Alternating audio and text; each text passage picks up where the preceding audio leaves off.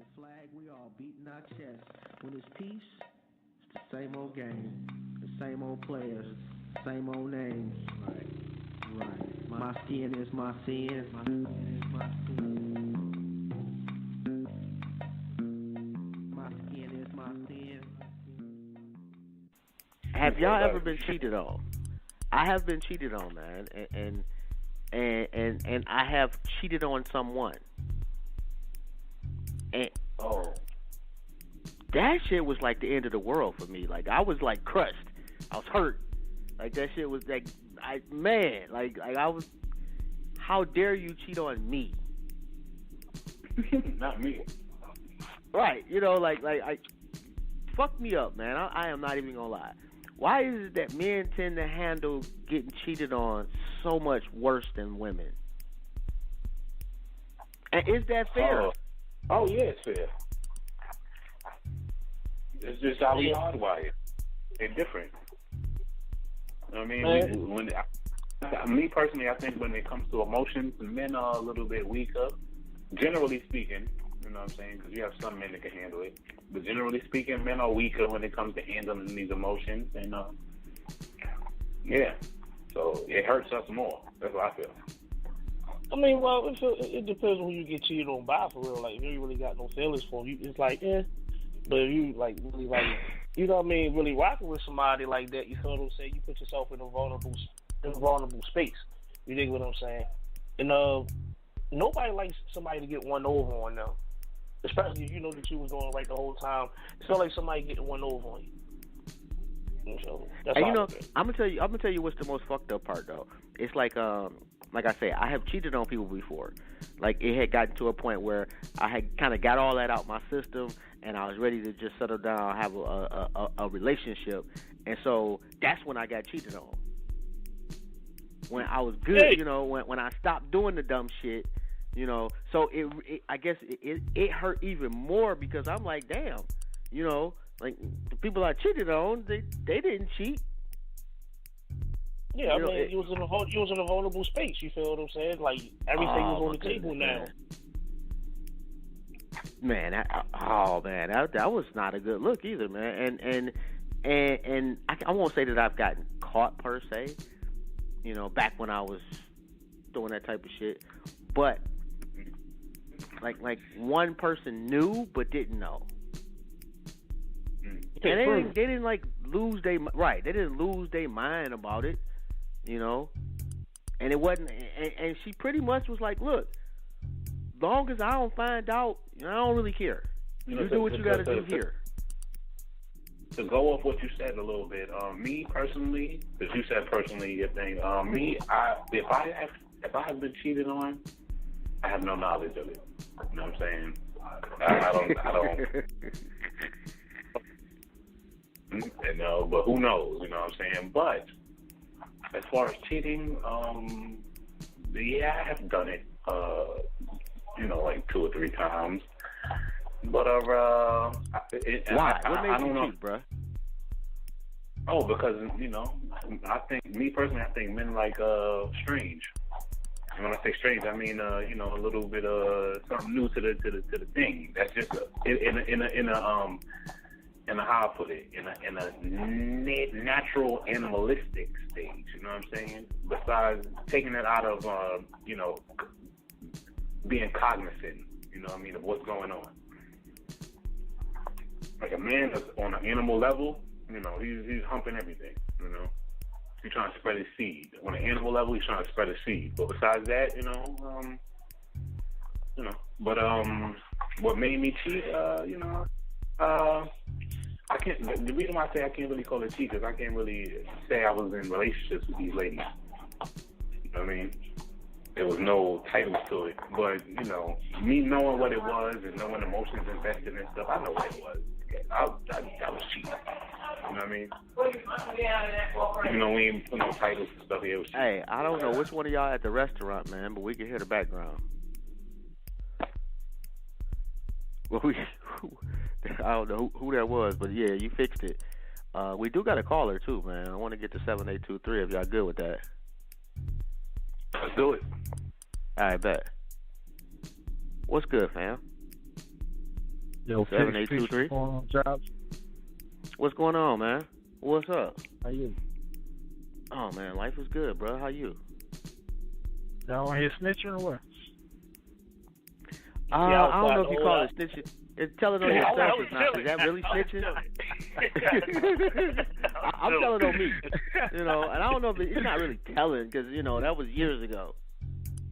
Just using my experience as a point of reference. There's no statute of limitation on snitching, chick. You know what I'm saying? Even though you said, yeah, you got a point there, though. That was just talking about cheating. Yeah, we were. You said your question you asked is why do people cheat? That was one of the questions.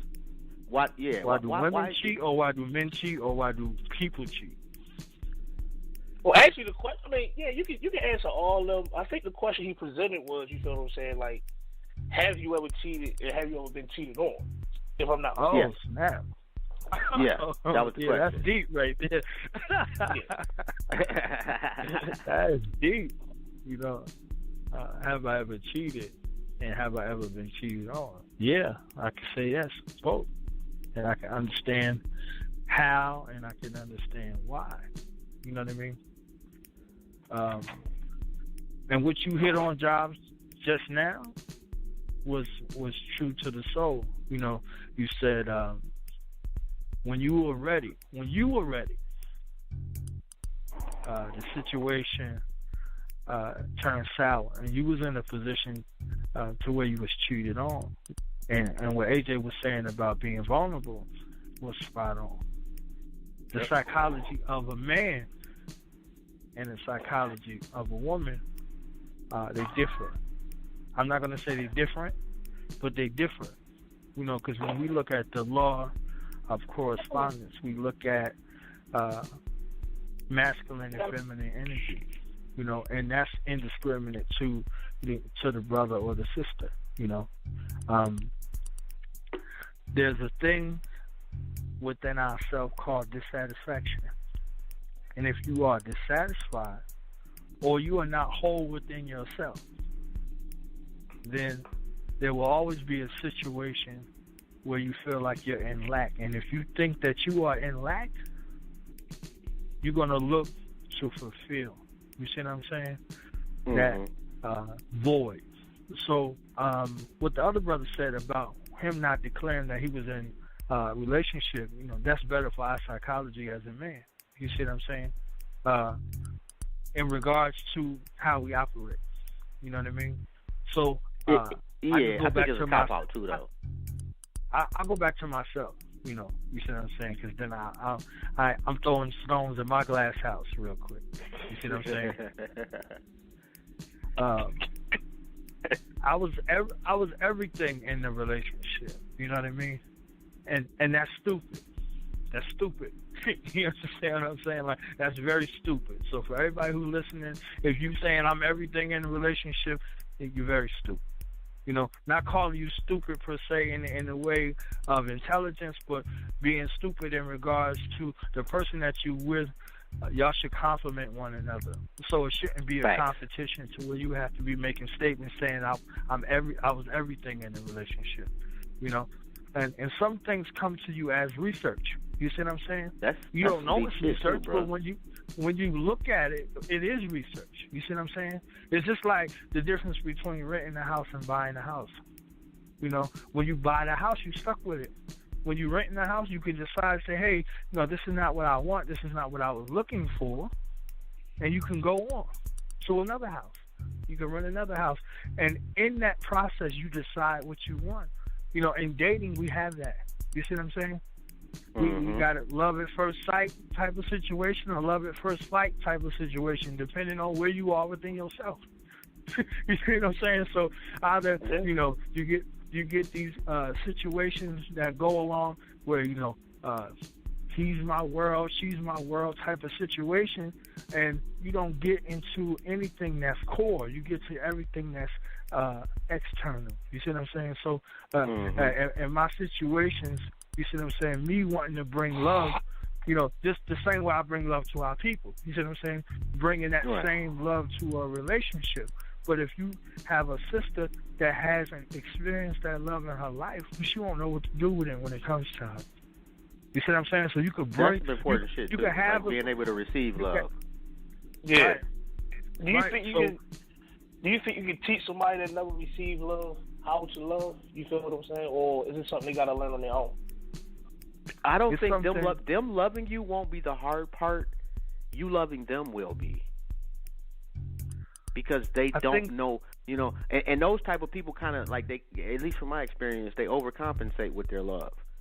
They love extra hard because they are unable to really receive it, so they don't know how to limit it. You know what I mean? They don't have any lines with their love. That, you know, those are the people that could So they- actually go nuts too, from my experience. So they over project themselves on you to compensate for what they don't understand, pretty much. Pretty much, Well, exactly. I was on here with Tahir, and then when we were speaking about the situation that was going to happen in Detroit with that event, and I was speaking about the difference between African love and European love, what it means. African love for African people is a spiritual thing that the European does not have. The European expresses love through ownership. You see what I'm saying? And a lot of us go into a situation thinking that we're doing things out of love for who we truly are, but we're loving with the wrong lens. If you're loving in a situation from a European standpoint, the person that you're with is your property and not your helpmeet. You understand what I'm saying? So if you like, you buying all the stuff, you paying all of the bills, you going to work, you doing all this, that's all European. That got nothing to do with love. That's self-fulfilling for you to fall back on in the case of wrongdoing. You see what I'm saying? Look at everything that I've done. You understand what I'm saying? So the European does not love the chair. They own the chair. It's their possession. You see what I'm saying? So their family and their relationships are all mechanical in that regard. It's all ownership, possession. That's why the word "my" exists in the English language. It's the same way a young child does, regardless to the toys or whatever it is. Everything is theirs, mine, because that's the mind of the European. They don't deal with mind; they deal with brain. You see what I'm saying? So in that cognitive development process, they are given everything. You understand what I'm saying? So they possess everything. So they're seeking to possess everything with every part of their behavior. So they don't have that love thing. And this grafting process that has been done with our people in the society, we are exhibiting traits and characteristics of that European-dominated behavior. You see what I'm saying? So that's how you could be in a situation with somebody, with a child that comes from his mother, and that child can kill its mother. You see what I'm saying? Let me ask y'all this. With no regard. Let me switch gears just a little bit. I would say it's safe to say that all of us on the phone are either currently in love or have been in love at some point. And I'm gonna start off like with my queen. I knew from day one, our first date, and I'm gonna tell you why. And I don't remember if I told this story, but if not, if I did, my bad. But if not, anyway. So we decided to go out, and at the time, she didn't have a car, and mine was broke. And I felt some type of way, like, nah, I'm cool, Let me wait. Let's wait till I get my shit together. And she was like, no, let's catch the bus. What's wrong with you? And that right there spoke volumes to me. So we catch the bus to downtown, and we go, watch a movie, eat a little Chinese food. At the end, and it's dark outside. And I'm like broke. I had like $40 for this date. I'm gonna keep it a stack with you, And somehow I had $20 at the end of dinner and the movies. So she goes to, I go to walk her to the bus stop, and I'm like, I can't allow her to catch the bus. So I gave her my last $20 to catch a cab home, and that's when I knew. It was that moment that I was willing to go absolutely broke for her, for whatever reason, but I knew. Was there a moment like that for y'all and for the people listening? Did you have a moment like that with your significant other or an ex? And what do you think, like, why I still to the life of me can't really, like figure out why at that moment with that person I knew at that time in my life, it just occurred. And I can always go back to that and know it was that moment because I can still feel those feelings. Am I the only one that has something like that? Am I by myself on that? You mean the moment? Look at y'all. No, I thought Jodeci was about to come on in the background. Come and talk to me. I really want to meet you, girl. I'm about to take out. Hey, you keep messing around there, I will bump that boy. I'm just saying, though, bro. Like if we're going to talk about relationships, we got to keep it a stack. I do want to get into that.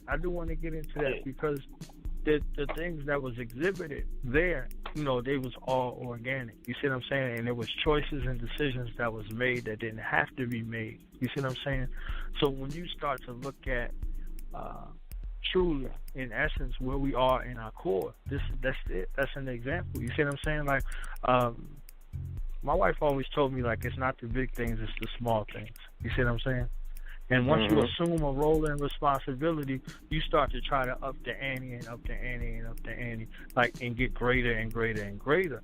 But at the same time, if you return back to them small things that you used to do, you see what I'm saying? Like, those things that you used to do with sincerity, with true to heart, like your queen seen that potential in you and that greatness, and she loved those inner qualities in you so much so that she overlooked the little situation that y'all was in. You see what I'm saying? That's that divine love that can only be expressed in a spiritual type of thing, because those small things mean mountains. You see what I'm saying? We try to get the mountains instead of just focusing on the small things. You see what I'm saying? So, I agree wholeheartedly with that. You see what I'm saying? And every time I'm thinking like I got to do the mountain things. You see what I'm saying? I neglect to do the small things. You see what I'm saying? So, returning back to those small things and learning those lessons, you get a chance to see that. You see what I'm saying? Like, I got 4 children. It's the thing with the children, too. You see what I'm saying? So, you look at that, at them small things, they just be delighted. Like, I got a Happy Meal. Like, this is the greatest feeling in their life. You see what I'm saying? Like just paying attention to those things. You see what I'm saying? Like they got 6,000 toys. So what's another toy? Nah, we in there play fighting and wrestling. You know what I mean? Like, they're like, we got to go to the fight area. You see what I'm saying? Oh, we got to bow first and get in our stance, and then we ready to fight. Like, that's a million times greater than any toy I could ever buy them. You see what I'm saying? Because they know they got this connection that only we share. You see what I'm saying? So it's the same type of situation in regards to what you and your queen. You know what I'm saying? Like, that's a universal experience. And if you don't have those experiences, I think that you rob yourself out of a total experience. And then that's how you find those situations like AJ was talking about, trying to love somebody who never been loved before, that started in their family. You see what I'm saying? And then it manifests on outwardly to their relationships. They're carrying that same feeling of mistrust and lack of trust to their relationships, which breeds that situation to where they could say they've never been in a situation where they was able to be loved, so they can't love somebody. You see what I'm saying? No doubt. Hey, what I'm going to do right now, man, is I got a clip. The clip itself is about 6 minutes long, but I think it's somewhere in the middle of the part that I really wanted to... Anyway, I'm going to play it, man, and we can just chop it up afterwards, and y'all can give me y'all thoughts. And before I do that, I want to let y'all know you do have to press 1 if you want to get on air. And I know it's a couple people that have hit me up and said they listening, and I know they had some questions. If you don't want to get on air, you can inbox me, and I will anonymously put your situation out there if you want, or your question, or your request. And Christina, all you got to do is dial 347-855-8692. And you press 1. My bad. I'm just kind of looking at her comment. So let me get to this clip right quick. Okay, so let's jump right in. Our black men and women groomed for marriage like back in the day? I think, when you say back in the day, I think there was a reason for marriage, or at least there was it was promoted that way, or suggested that that's an important part of life. There used to be, you have to, in order to have kids, you have to be married. In order to move in together, you have to be married. In order to have sex, you have to be married. In order for you to have a stable, successful life, you have to have this foundation of a relationship. And I don't think that concept really is relevant anymore. It's different, too. I think boys and girls. And that right there is what I wanted to touch on right there. Is marriage important anymore? And if it is culturally still important, why aren't we teaching towards that goal anymore, collectively?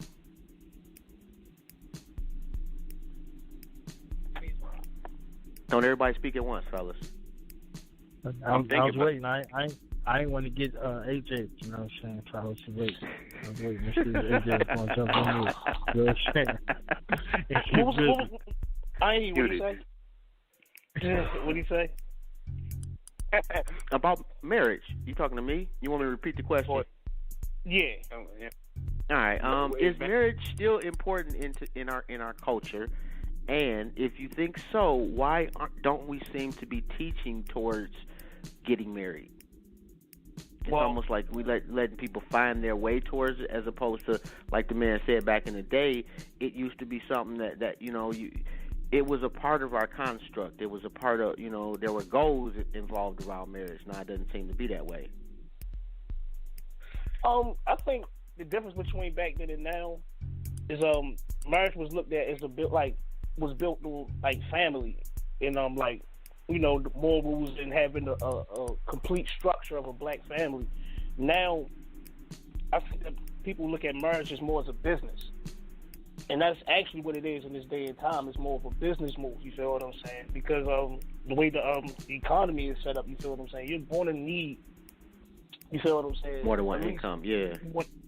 Yeah, you feel what I'm saying? And the thing is, it still can be set upon those same morals from back in the day, but I don't think people look at it in that fashion because the divorce rate is so high now. And back then, Big Mama and Grandpa used to stick together for like 67 years.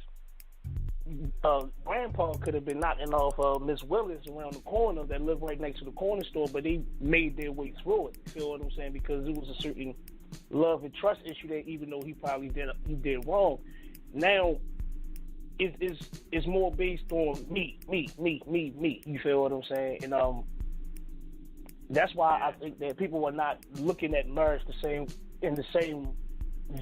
vision and view that they looked at it probably like 50 and 60 years ago. I mean, were we looking at it like through rose-colored glasses? Because I've seen and heard that a lot. A lot of older couples, basically just stayed together, not because they loved each other, but because they were married. And, somebody was just not shit to the other person. Yeah, marriage kind of meant something back then as well, for real. Like, I'm married. Like, when we get married, like, that's it. You feel what I'm saying? There's people that get married 8 months later, for real, you like, where's such and such at? Oh, yeah, you feel what I'm saying? We done. Like, it's over. You know what I mean? So those same type of values that was brought to the table, like when they take you thick and thin, they really meant that shit back in the day when they got married. Now, as soon as it gets thick or thin, they out of there. Yeah. And, we have a tendency to have a lot of stuff, like as far as, especially back in the day, you didn't find out like your grandfather cheated on your grandma until you was 20, or shit like that, and so we put a lot of shit in the closet, and I think we kind of grew up, a lot of people, with this unrealistic idea of what marriage actually was, and then when you find out, it ruins you, and I just got a question from Clara.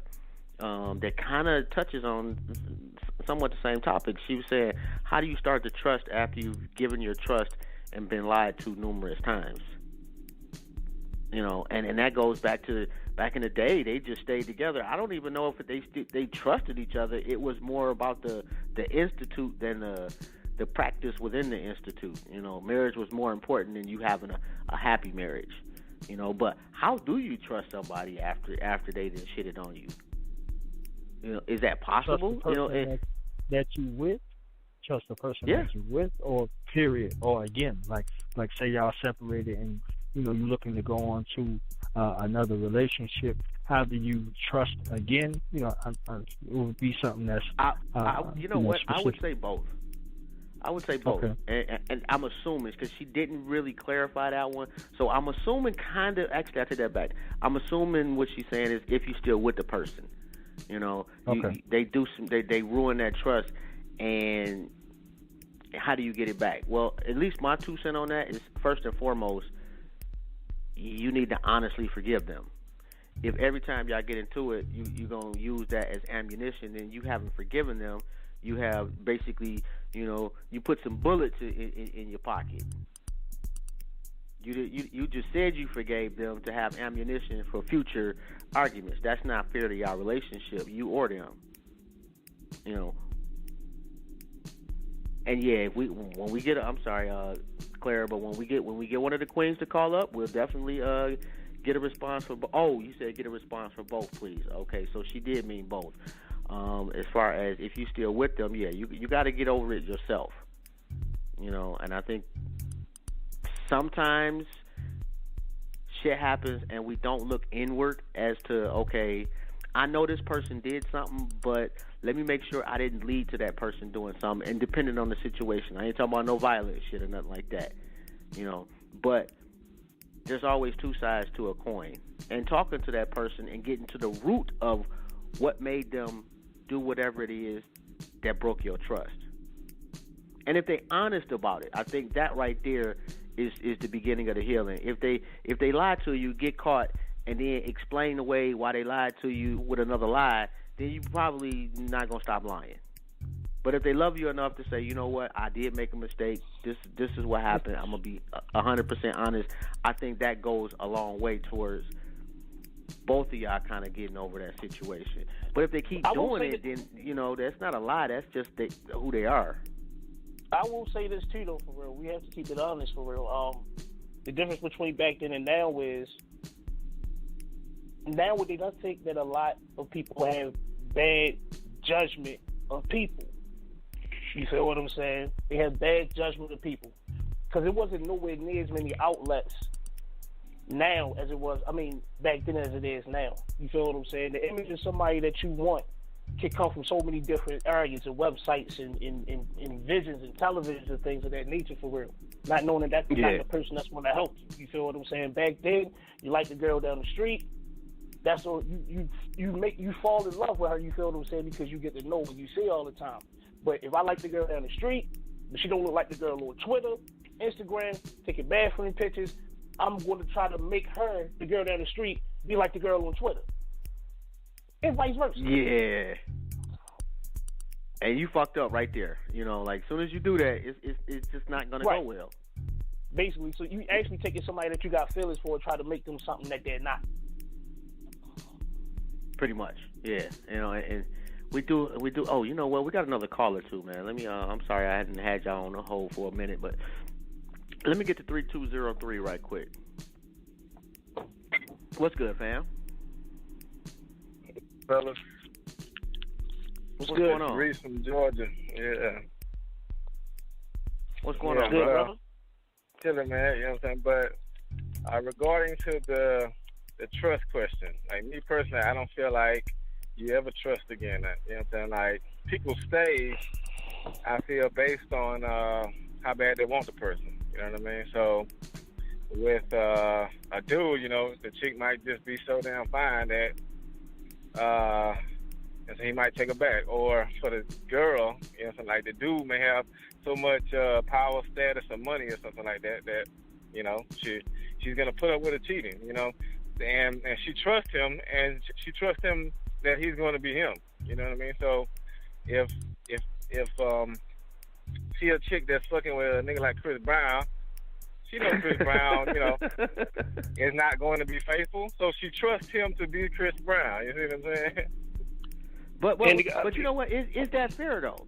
Because Chris Brown, it's somebody for everybody. that for whatever reason that particular person got you all out your shit, turned you into, you know, that goon, then start wearing a suit. It's somebody for everybody. So is that fair to Chris Brown that, you know, should we judge a person by their past or by the interaction with just that person? No, that's not fair to judge Chris Brown. The only problem with Chris Brown is he got way more options than the average dude. Way more. Yeah, and I think that's actually it's not exactly his fault. But it makes it harder for him, to be perfectly honest. It makes it very harder for him.